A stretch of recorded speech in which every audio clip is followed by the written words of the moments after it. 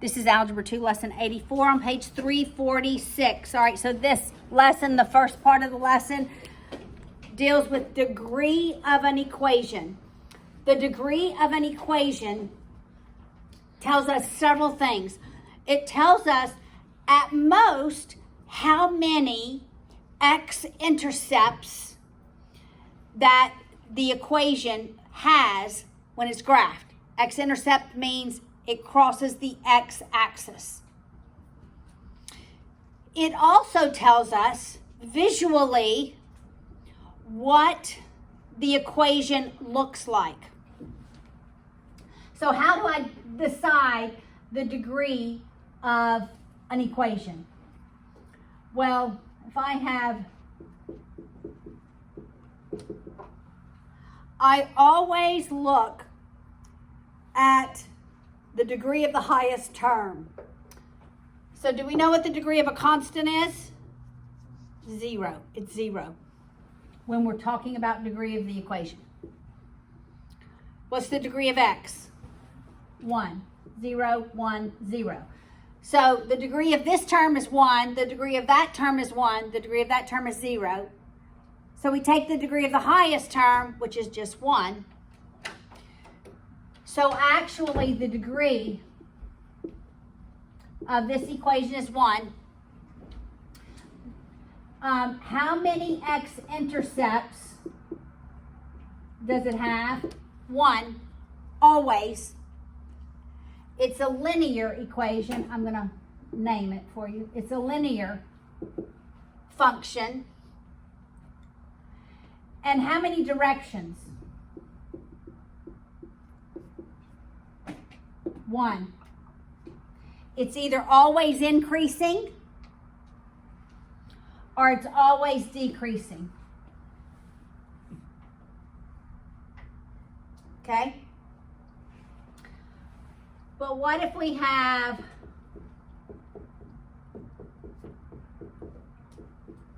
something like that? What's the degree of this equation? What's the degree of this term? 2. Okay, yes, the 3 is 0, the x is 2. So the degree is 2. Of this whole term.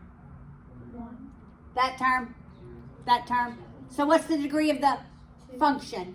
It's 2. Now, this one has either 0, 1, or 2 x-intercepts. You can have any of those. But the most it's going to have is 2. The degree of the equation tells me, at most, how many x-intercepts we're going to have. How many directions does it have? Can you guess? 2. So it either looks like this, where it decreases. Okay, guys, let's lock this down. We read graphs left to right. So I'm going to the right, even though it appears like I'm going down. I'm going this way. That's how we read graphs, left to right, always. So it either looks like that or it opens down, which we're about to graph these. If I have, I'm just going to do 2 more. What if I have 3x cubed plus 2x equals 10? I'm shortening it. What's the degree of that whole equation? Can you tell me? 3. How many x-intercepts does it potentially have? At most, 3. At most it has 3.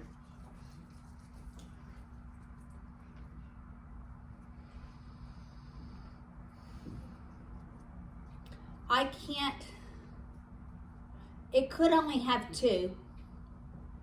It can never have 0.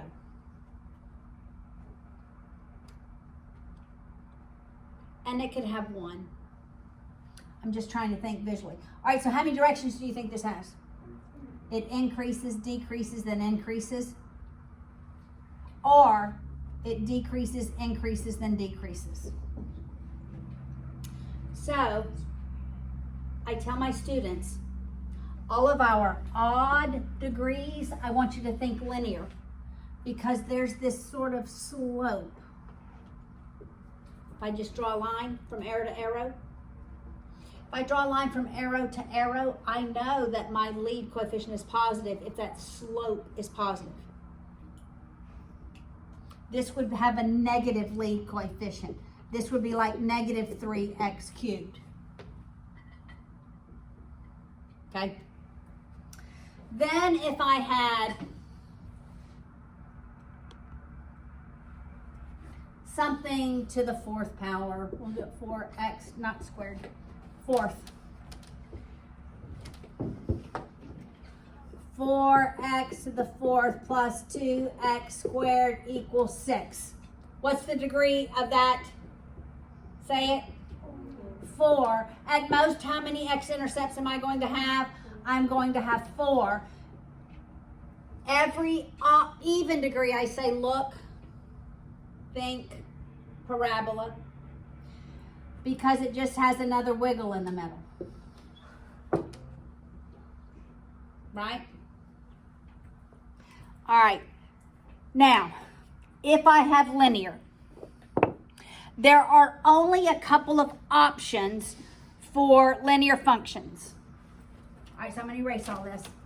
You'll have to be able to identify, match the equation to graphs next year, and solve all of them, no matter the degree. All right, if I have equations that are linear, there are really only two options.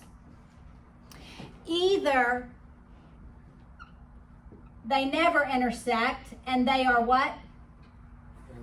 Parallel, or they intersect, right? Well, actually, there's another option.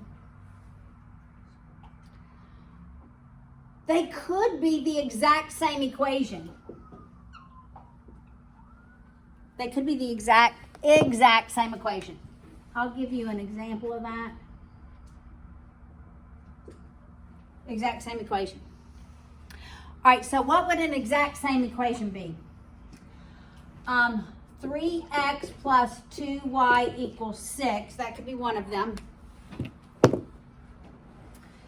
And the other one, 6x plus 4y equals 12.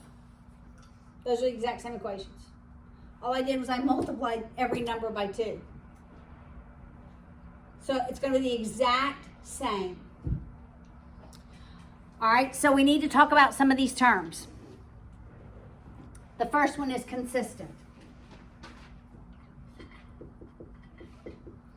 How do I know equations are consistent? They're consistent if they have at least one solution in common. At least one solution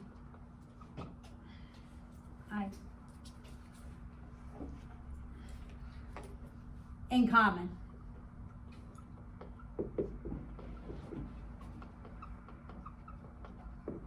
All right, so are these consistent? Do they have at least one solution in common? No. Are these consistent? Here is that solution in common. In fact, when we've used substitution and elimination, we have been solving for that point of consistency, which in geometry we called concurrency. All right? Do these have any solutions in common? Yes. In fact, they have all solutions in common. So this is not consistent. This is consistent. This is consistent. In fact, I'm going to erase those equations. If it's not consistent, then it's called inconsistent. Sort of logical, right? What does inconsistent mean? Yes, Laura? No solutions in common. No point of concurrency. These are consistent. And that is consistent. Consistent. All right? Now there's another term. Dependent and independent. Dependent means, I'll write it over here. I'm going to erase this.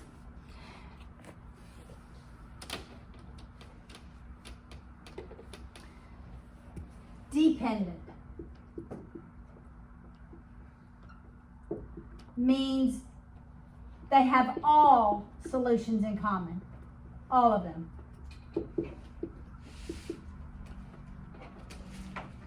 So typically you write an equation like this. X is your independent variable, Y is your dependent variable. And really what this is saying is for both of the equations, every X depends on every Y. Every X depends on every Y between the two. So which one would be dependent? Yeah, the last one. This is the only one that is dependent. So what do you think the others are? Independent.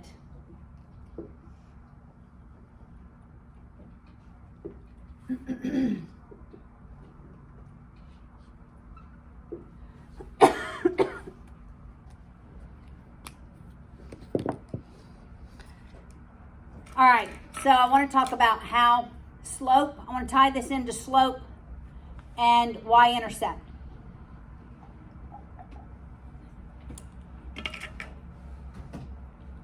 All right, let's see if these little, let's talk about slope and y-intercept for all of these. Slope. Can y'all see this skinny marker? Intercept. All my packs come with 4 of these. I said, I've got to use them. All right. So when my equations are inconsistent and independent, how are their slopes related?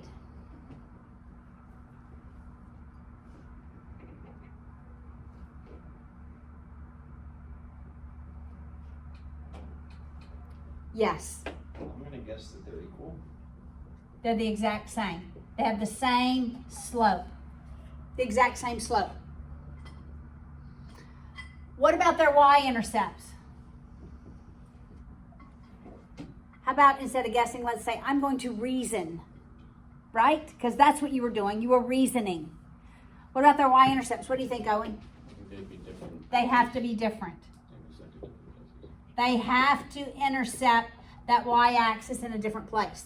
If it's the same of both, then what do we have? The same line, don't we? So, consistent. So these are on opposing ends, right? Parallel are both not. The same are both without the knot. Get it? And they have the same slope and the same y-intercept. Now, what about the middle? How's the slope and the y-intercept related? Yes? The slope is different. Definitely different. And the y-intercept is the same. Well, what if I drew that? They both are different. Both are different, right? Both the slopes and the y-intercepts are different. Okay, so look in your book on page 346.